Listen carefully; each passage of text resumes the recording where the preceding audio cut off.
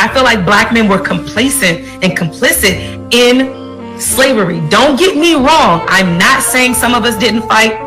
I'm not saying some of us didn't rise up. I'm not saying that. But what I am saying is that we remain disenfranchised because black men have been fighting for something completely different than what black women were fighting for.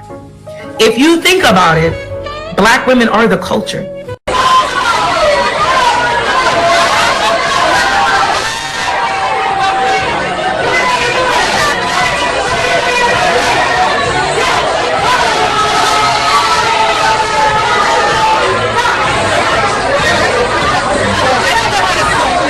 Even when everything was snatched from us, even when everything was taken from us, what did we do?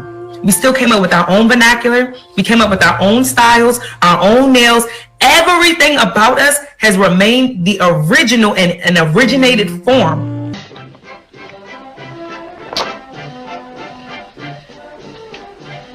Let's see now, page 910, yes. A mixture of paraffin, linseed oil, and essence of orange peel.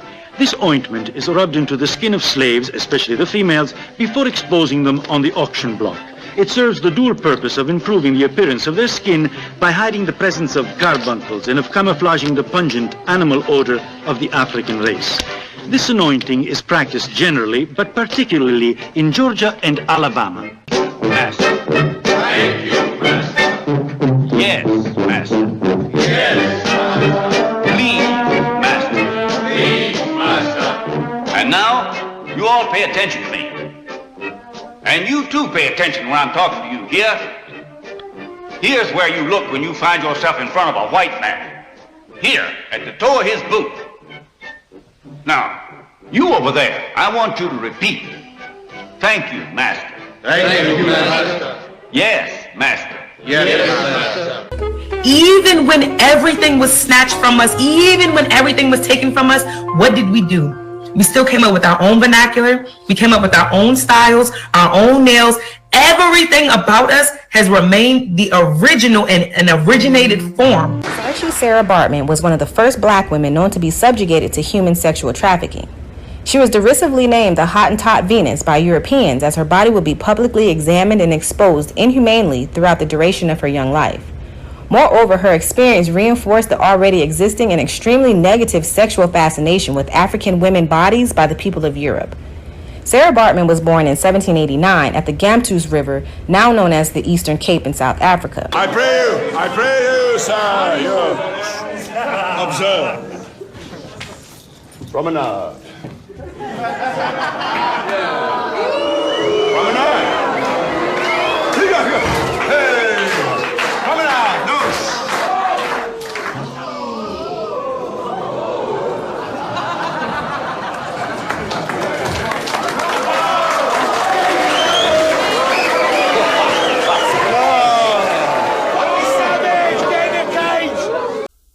I want to give all the praises and the honor to Yahweh Bahashem, Yahweh Shai Bahashem, Recha Ha Kodash, and double honors to the elder apostles and bishops of Great Millstone.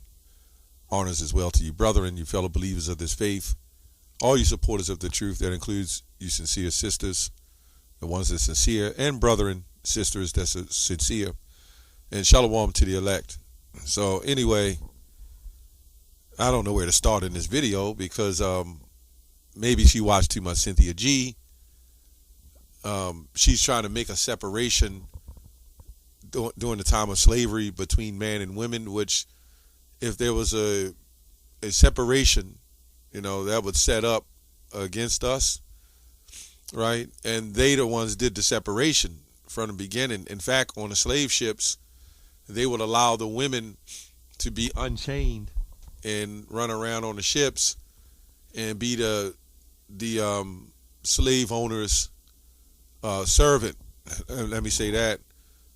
So they had a lot of special benefits and privileges, as you see today. They're not a threat, so I don't know. The woman is never a serious threat when it comes to slavery. It's always the man, right? He is the threat when it comes to slavery, and this is why they chained the men up. This is why the men went through the torture of the slavery, and the women, right? But you had the men fighting for what? His woman. So we can clearly see that even in 2024, women will not recognize, and we talking about these feminists, they will not recognize if the struggles that men went through, and they can't accept that we're still in slavery, to a degree. We're not free, and the society has still pushed slavery on men, right? I mean, you see it starting from the schools, from the young men, through the rap music, right? The destruction of the family, the removal of fathers. It's just that Eve, when we say Eve, the black woman, she can't accept that, right? All she sees is benefits and money. And somehow her nails and her hair and everything she considers culture. The ever culture you got as a woman is the culture that this man in this system allowed you to have. You never had your own. We're still under the captivity, right? Until the Lord gets us out of captivity. And I think that's the main point I wanted to make. Whatever culture you think you have, that culture is sent through the media, right? And then your singers and your R&B artists and your sexy reds, that is your culture. Twerking on top of tables, right? Here, this woman is trying to separate and distance herself from the destruction of the heads of her people, which are the men. And at the same time, they will sit there and twerk while white people are sitting there recording, showing the wickedness that they have. And this is why they will be totally separate and lonely when this thing is all said and done.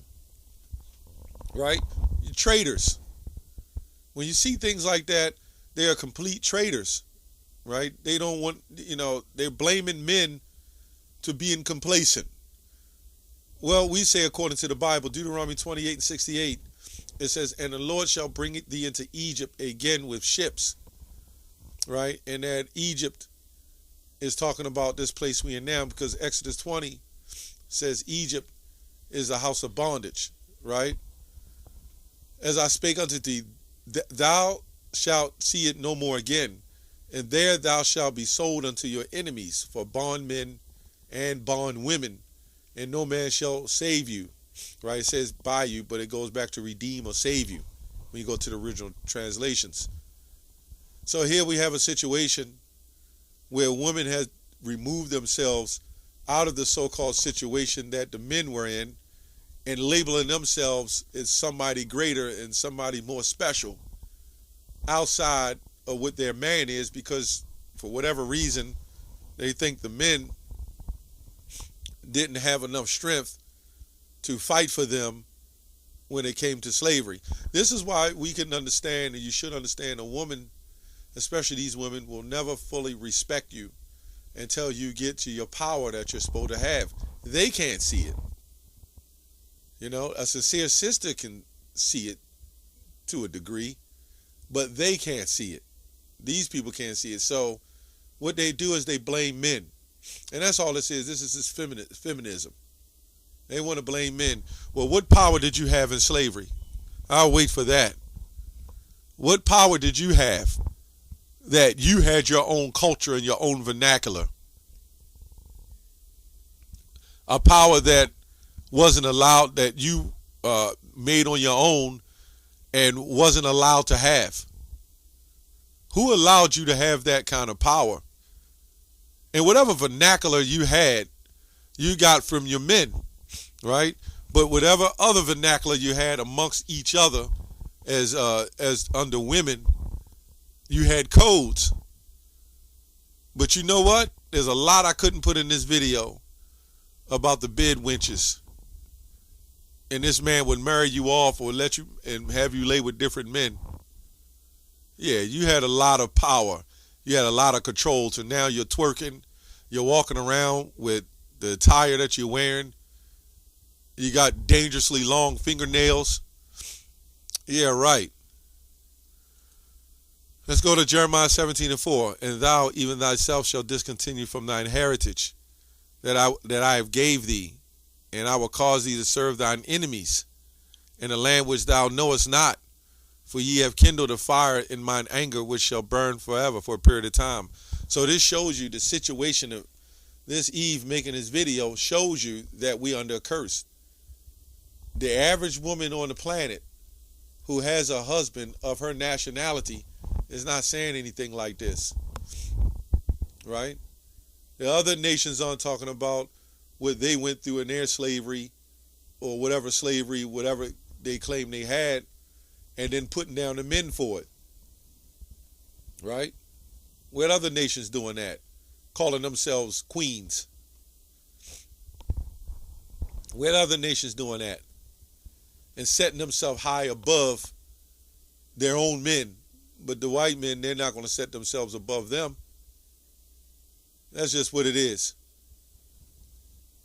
If you want to live this fantasy la-la land and believe that you made your own culture, you did your own thing, that Harriet Tubman, who got a gun from the Quakers and went and tried to get her husband, and her husband said he didn't want to sell out, and then use other white men with Harriet Tubman to looks like Oprah, right?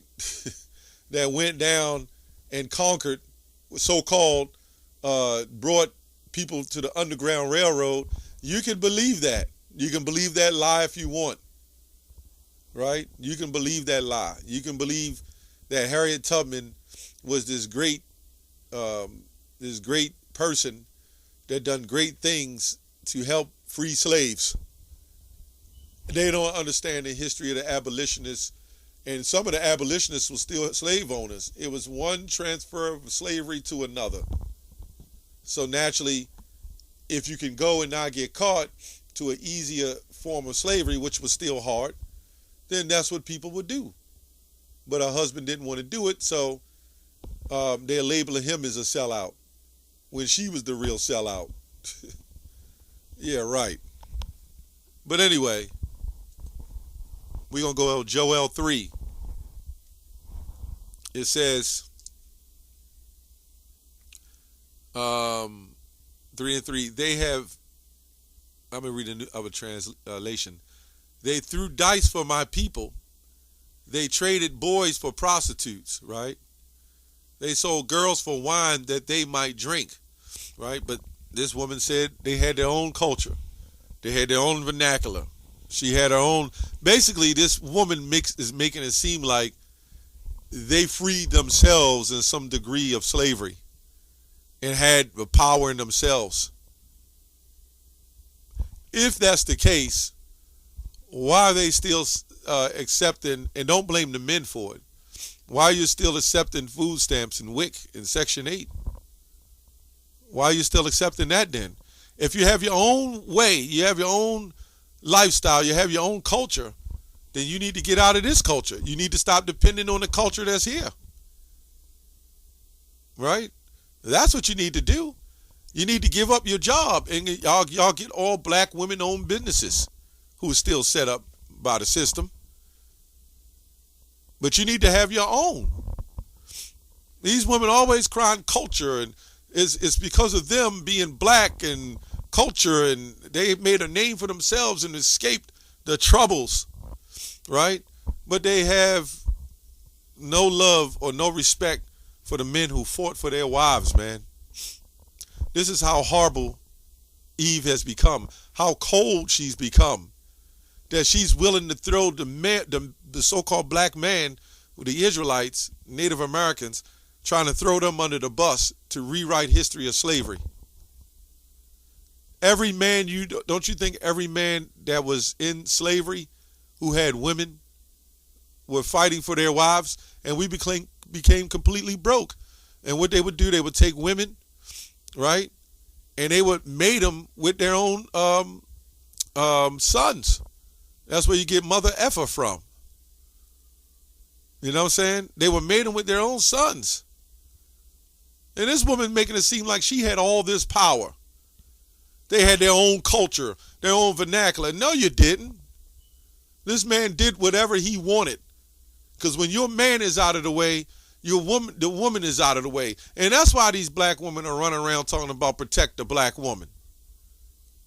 How the hell do you go around talking about protect something that claims they're protected under the system? That they don't need anybody. They're self-willed, they're self-educated, but yet you still want protection. What kind of madness is that? So you see how confused Eve is, right? And it says, I will sell, you have took my silver and my gold and brought my finest treasures into your temples. You sold the people of Judah and Jerusalem to the Grecians, the Greeks, that way you could send them away from their land. I'm going to make them leave the place where you sold them, right? You sold them here. And I will pay you back for what you have done. That's why those people try to put themselves in the land and say it was them, right? Because where's the history of them being sold and scattered throughout the lands of the world? We don't see no history of that. I will sell your sons and your daughters to the people of Judah. They will sell them to the people of Sheba, a nation far away. The Lord has spoken. So we're going to have nations under us, right? We're going to rule the next kingdom that's coming to pass. And we're going to rule it. And all nations are going to be under the Israelites. But Edom is going to catch the most of the hell from what he's done. And Yahushua said in Revelation 1:7, I will come back and visit them, even the ones who pierce me, and take vengeance. You don't think Yahushua, Yahweh and Yahushua seen what you've done? You did that to the children of Israel, and now it's your turn. And that's when evil try to jump back on board, right? But it's going to be too late, okay? Anyway, that's all I have on that. Shalom.